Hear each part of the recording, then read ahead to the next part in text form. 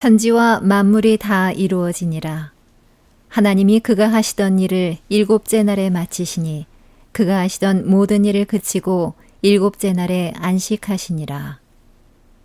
하나님이 그 일곱째 날을 복되게 하사 거룩하게 하셨으니 이는 하나님이 그 창조하시며 만드시던 모든 일을 마치시고 그날에 안식하셨음이니라.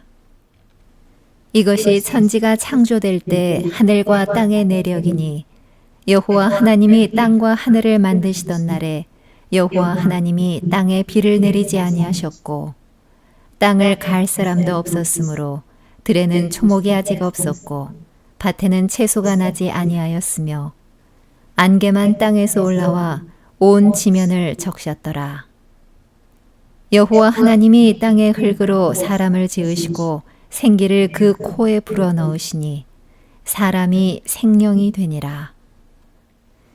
여호와 하나님이 동방의 에덴의 동산을 창설하시고 그 지으신 사람을 거기 두시니라. 여호와 하나님이 그 땅에서 보기에 아름답고 먹기에 좋은 나무가 나게 하시니 동산 가운데에는 생명나무와 선악을 알게 하는 나무도 있더라. 강이 에덴에서 흘러나와 동산을 적시고 거기서부터 갈라져 네 근원이 되었으니 첫째 이름은 비손이라. 금이 있는 하윌라 온 땅을 둘렀으며 그 땅의 금은 순금이요 그곳에는 베델리엄과 호마노도 있으며 둘째 강의 이름은 기혼이라. 구스 온 땅을 둘렀고 셋째 강의 이름은 히데겔이라. 아수르 동쪽으로 흘렀으며 넷째 강은 유브라데더라. 여호와 하나님이 그 사람을 이끌어 에덴 동산에 두어 그것을 경작하며 지키게 하시고 여호와 하나님이 그 사람에게 명하여 이르시되 동산 각종 나무의 열매는 네가 임의로 먹되 선악을 알게 하는 나무의 열매는 먹지 말라. 네가 먹는 날에는 반드시 죽으리라 하시니라. 여호와 하나님이 이르시되 사람이 혼자 사는 것이 좋지 아니하니 내가 그를 위하여 돕는 배필을 지으리라 하시니라. 여호와 하나님이 흙으로 각종 들짐승과 공중의 각종 새를 지으시고 아담이 무엇이라고 부르나 보시려고 그것들을 그에게로 이끌어 가시니 아담이 각 생물을 부르는 것이 곧 그 이름이 되었더라. 아담이 모든 가축과 공중의 새와 들의 모든 짐승에게 이름을 주니라. 아담이 돕는 배필이 없으므로 여호와 하나님이 아담을 깊이 잠들게 하시니 잠들매 그가 그 갈빗대 하나를 취하고 살로 대신 채우시고 여호와 하나님이 아담에게서 취하신 그 갈빗대로 여자를 만드시고 그를 아담에게로 이끌어 오시니 아담이 이르되 이는 내 뼈 중에 뼈요 살 중에 살이라. 이것을 남자에게서 취하였은즉 여자라 부르리라 하니라. 이러므로 남자가 부모를 떠나 그의 아내와 합하여 둘이 한 몸을 이룰지로다. 아담과 그의 아내 두 사람이 벌거벗었으나 부끄러워하지 아니하니라.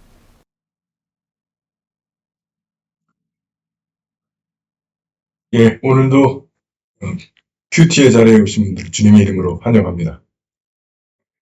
오늘도 말씀의 인도와 보호하심 가운데 사는 하루 되시기 바랍니다. 자, 먼저 관찰 보시죠. 이런 본문은 육하 원칙에 맞춰 쓰기는 좀 그렇긴 한데, 하나님이 창조하신 에덴의 모습, 그렇게 볼 수 있지 않나 싶어요. 언제 에덴을 창조하실 때. 근데 에덴은 그 말이 기쁨이라는 뜻이에요. 그래서 에덴 동산 그러면 깊은 락 동산어 써서 낙원이 되는 거죠. 바로 천국이에요. 장소는 에덴이고 누가? 하나님, 아담, 하와. 무엇을? 동산을 지키고 가정을 이루고 어떻게? 흙으로 빚어 코에 생기를 불어넣어서 보기에 아름답고 먹기도 좋은 나무. 아담을 깊이 잠들게 하여 아담을 만들 때 이렇게 하시고 동산을 만들 때 이렇게 만드셨고 그 다음에 가정을 만들 때 아담을 깊이 잠들게 하여 하와를 했죠. 왜? 인류의 행복을 위해 이렇게 뽑을 수 있을 것 같습니다.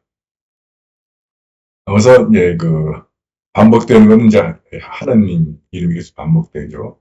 물론 아담도 반복이 되지만 하나님의 모습은 진흙을 빚어 아담을 만드시고 동산을 만들어 아담에게 맡기시고 아담의 외로움을 그냥 보지 못하시고 하와는 갈빗대로 만들고 그리고 에덴에서 강이 흘러 사방을 적시고 몇 가지 여기서 중요한 이제 그 상식을 짚고 넘어가면 아담이라고 하는 말은 우리가 흔히 이걸로만 아는 분들이 꽤 많아요. 고유명사일 때는 인류의 첫사람 아담이지만 보통 명사일 때는 사람, 인류라는 뜻이 돼요. 그리고 남자라는 뜻이 돼요. 잘 아시는 대로 아담도 진흙에서 만들었다고 불다고 아담이에요. 비슷한 일은 떠오르는 거 있습니까? 에서가 또 팥죽하고도 관계가 있고 모모에 붉은 털이 나서 불다라는 뜻의 에서인데 에서의 후손들이 에돔입니다. 에돔, 아담, 이응, 디귿. 고대어는 모음이 없었다 그래요. 그러니까 이응, 디귿 모음을 빼면 그러면 이응, 디귿, 미음 그러면 에돔도 이응, 디귿, 미음 같은 단어, 불다라는 뜻 같은 단어입니다. 하와는 여자라는 뜻이 아니고 지엄이라는 뜻입니다. 그러니까 그럼 아담의 지여와 지압이라는 뜻도 있다는 얘기예요. 그리고 두 개의 창조계세가 있다. 이렇게 이제 전 신학교 때 배웁니다. 왜냐면 1편에는 말씀으로 세상을 창조하시는데 2편에는 흙을 빚어서 노동하시는 하나님, 말씀하시는 하나님, 다르다는 거예요. 그리고 1편에는 맨 마지막에 인간이 등장하는데 2편에는 맨 처음에 아담이 등장해가지고 나무 뭐 짓고 또 짐승해가지고 가져오면 아담이 이름 지었다 이렇게 돼 있어서 이게 순서가 거꾸로다. 그래서 두 개의 창조기사라고 이야기를 합니다. 여러분은 어떻게 생각하시는지. 그리고 또 하나 오해가 여자가 남자보다 늦게 창조되었다. 요거 보면 그런 것 같죠. 그런데 창세기 1장의 27절에서 보면 하느님께서 우리의 형상대로 사람을 만들자 하시고 남자와 여자로 지어내셨다라고 되어 있습니다. 같이 만들었다. 이거는 가정을 만든 얘기예요. 그러니까 가정은 성인이 돼야 이루죠. 어려서는 못 이루죠. 그러니까 이건 뒤에 나오는 이야기니까. 그래서 그것은 무슨 의미인가? 에덴, 기쁨이죠. 기쁨의 동산에서 강이 네 갈래로 흐르고 그것은 보속에 나는 땅이다. 네 갈래로 흐르고 사방, 이 에덴에서 흘러나오는 강의 덕대로 보는 거죠. 안식일엔 다른 날에 붙이는 저녁이 되면 아침이 되니가 없다. 그래서 어제 말씀드렸죠. 그젠가 이날은 해 아래에 있는 날이 아니라 하나님의 은혜 아래에 있는 날. 나중에 기회가 되면 안식일 좀 다뤄야 되는데 굉장히 중요하니까 복음서에도 계속 안식일 논쟁이 계속 나오잖아요. 왜 그렇게 싸우는가? 그 유대교나 율법학자 바리새인들은 그 안식일에 있어서 어떤 점을 오해했는가? 이 점을 좀 그리고 오늘날 크리스찬도 안식일을 어떻게 오해하고 있는가 바로잡을 필요가 있습니다. 에덴의 천국인데 금도가 있었다는 거예요. 선악과와 사명이 나오죠. 우리 천국은 금도 없이 내가 마음대로 하고 싶은 대로 할 수 있는 곳으로 착각하기 쉬운데 그렇지 않다. 왜냐하면 완전한 자유란 그 자유가 아닐 수 있습니다. 그다음에 아담이 부르는 것이 각각 다 그 이름이 되었다. 이거는 그 일장할 때도 하셨죠? 네, 이름을 부른다는 거예요. 하나님께서 그 이름을 불러 부르시니 축복의 언어의 중요성. 갈빗대로 만든 하와. 네, 그뭐 조묘한 말이지만 여성이 남자보다 우월하면 머리뼈를 취하셨을 것이고 여성이 남성보다 열등하면 다리뼈를 취하셨을 텐데 바로 옆 갈빗대를 취하셨다는 것은 남녀가 동등하다. 이것 또 하나는 아담을 잠들게 했는데 갈빗대를 빼도 몰라. 무슨 잠이 그래요? 그런 잠은 없죠. 이거는 그 죽음이라고 봅니다. 아담이 죽음으로써 하와가 나온다. 에덴, 교회, 가정의 원리. 이거는 다음에 보여드리겠습니다. 자, 이거는 에베소서 5장에 있는 바울 사도의 말씀입니다. 여러분은 그리스도를 공경하는 정신으로 서로 복종하십시오. 아내된 사람들은 주님께 순종하듯 자기 남편에게 순종하십시오. 그리스도께서 당신의 몸인 교회의 구원자로서 그 교회의 머리가 되시는 것처럼 남편은 아내의 주인이 됩니다. 교회가 그리스도께 순종하는 것처럼 아내도 모든 일에 자기 남편에게 순종해야 합니다. 이것 때문에 상당히 스트레스 받는 아내들이 많죠?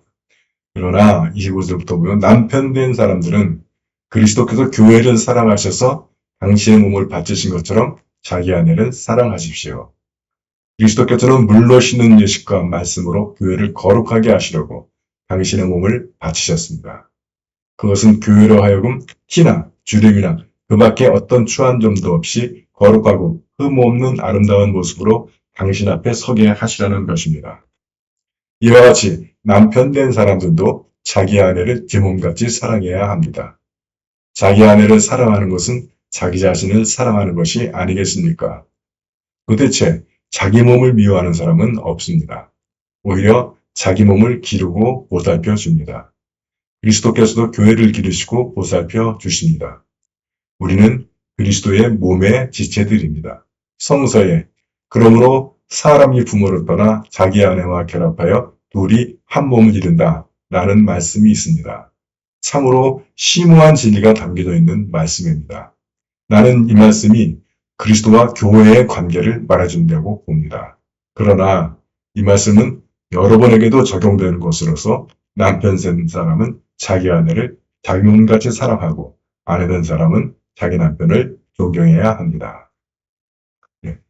여기서 바울 사도는 이 에덴의 이야기, 이것을 교회와 그리스도의 관계에다가 비췄죠. 그리고 다시 이 본문에서는 남편과 아내의 관계에 비춥니다. 그러니까 이 에덴하고 교회하고 가정은 같은 모델로 만들어져 있다. 그래서 같은 원리로 이루어져 가야 한다라는 겁니다.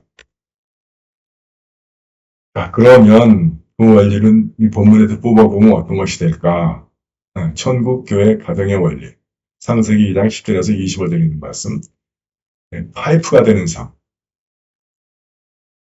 그래서 에덴에서 사방으로 흘려보내잖아요. 사방으로 흘려보내는 원리. 그래서 우리는 종점이 아니라 근원, 종점이 아니라 시점이 되는 삶이다. 파이프가 더 좋은 것 같은데 우리가 하나님께 받아서 또 흘려보내야 되는 거죠. 그래서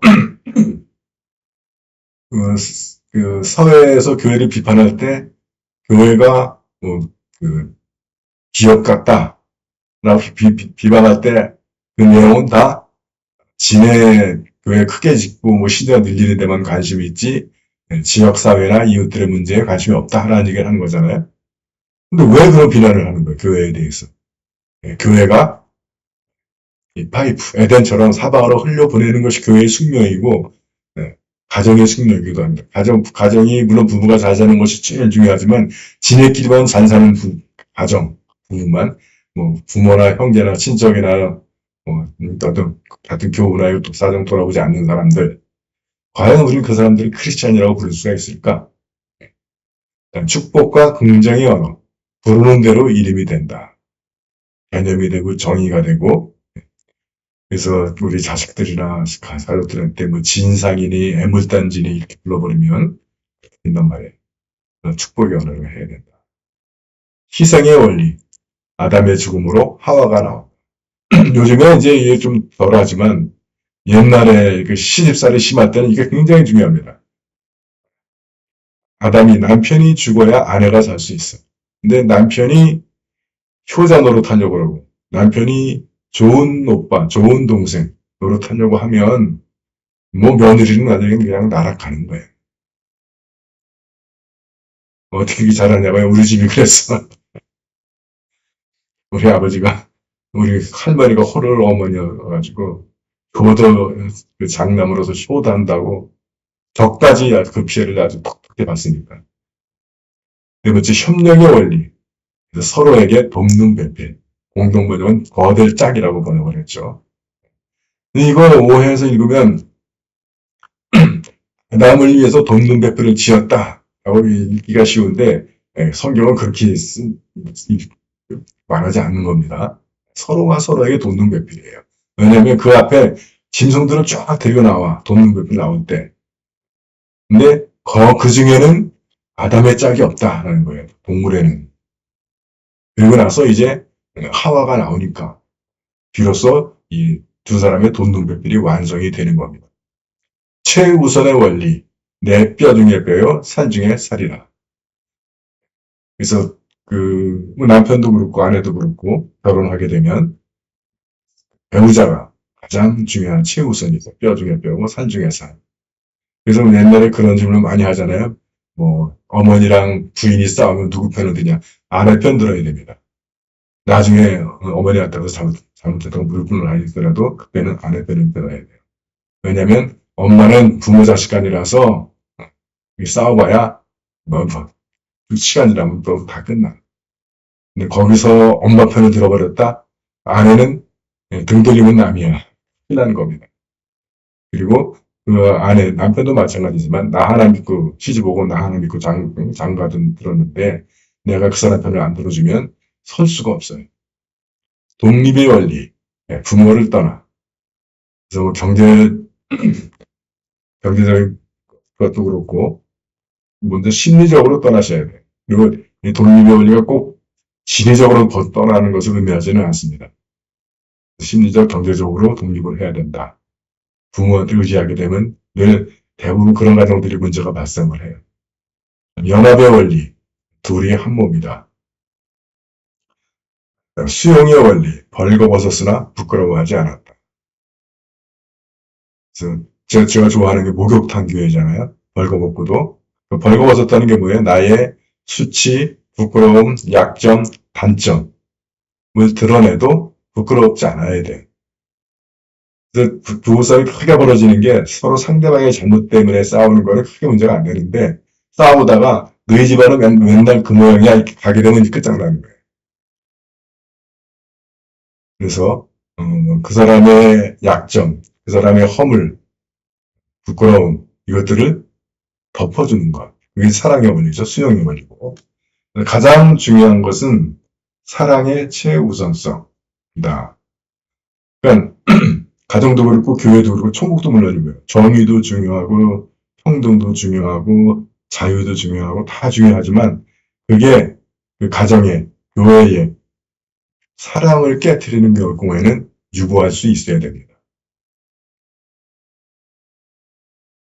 그래서 교회도 그렇고 가정도 그렇고 문제가 발생했을 때 이게 여기에 지금 사랑이 어디에 있는가를 돌아보셔야 돼요. 우리가 지금 사랑을 이루고 있는가? 사랑이 깨지고 있는가?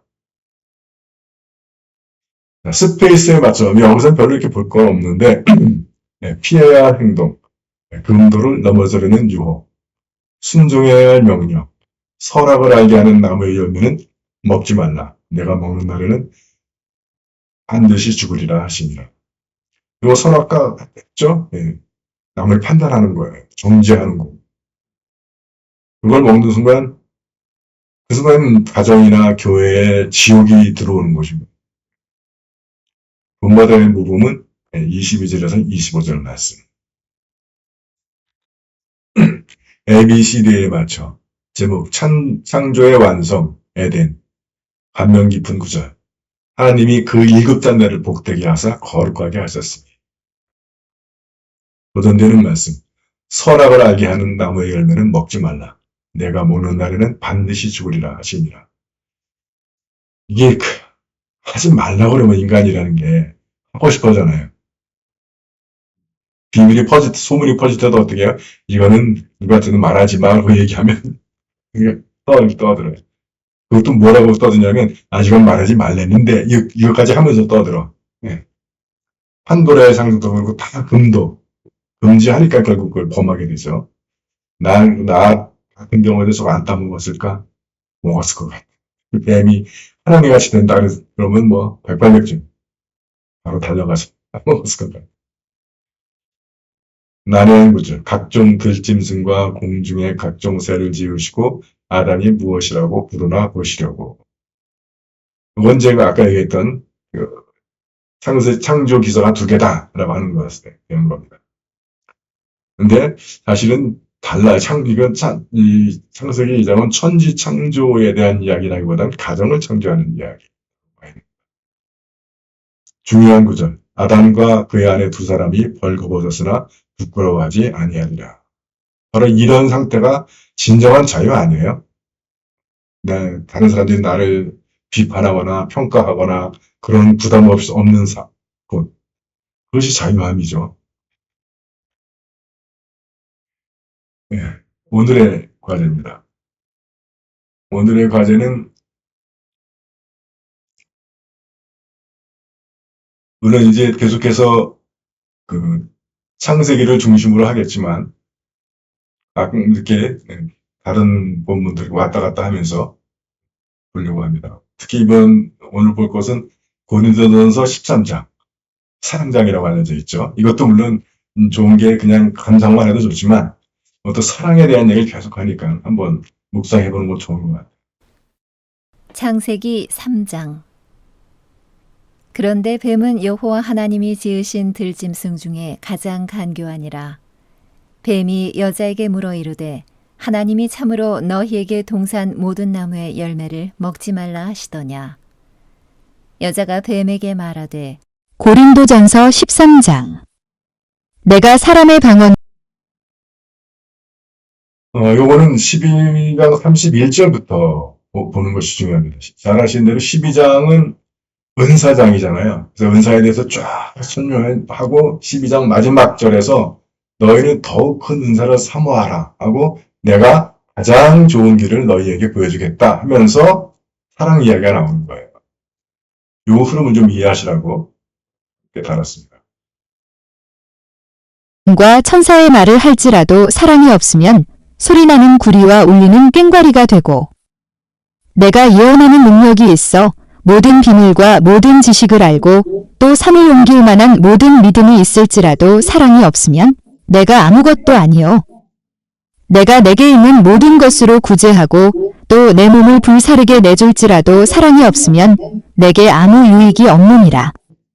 사랑은 오래 참고 사랑은 온유하며 시기하지 아니하며 사랑은 자랑하지 아니하며 교만하지 아니하며 무례히 행하지 아니하며 자기의 유익을 구하지 아니하며 성내지 아니하며 악한 것을 생각하지 아니하며 불의를 기뻐하지 아니하며 진리와 함께 기뻐하고 모든 것을 참으며 모든 것을 믿으며 모든 것을 바라며 모든 것을 견디느니라. 사랑은 언제까지나 떨어지지 아니하되 예언도 패하고 방언도 그치고 지식도 패하리라. 우리는 부분적으로 알고 부분적으로 예언하니 온전한 것이 올 때에는 부분적으로 하던 것이 패하리라. 내가 어렸을 때에는 말하는 것이 어린아이와 같고 깨닫는 것이 어린아이와 같고 생각하는 것이 어린아이와 같다가 장성한 사람이 되어서는 어린아이의 일을 버렸노라. 우리가 지금은 거울로 보는 것 같이 희미하나 그때에는 얼굴과 얼굴을 대하여 볼 것이요. 지금은 내가 부분적으로 아나 그때에는 주께서 나를 아신 것 같이 내가 온전히 알리라. 그런즉 믿음, 소망, 사랑 이 세 가지는 항상 있을 것인데 그 중에 제일은 사랑이라.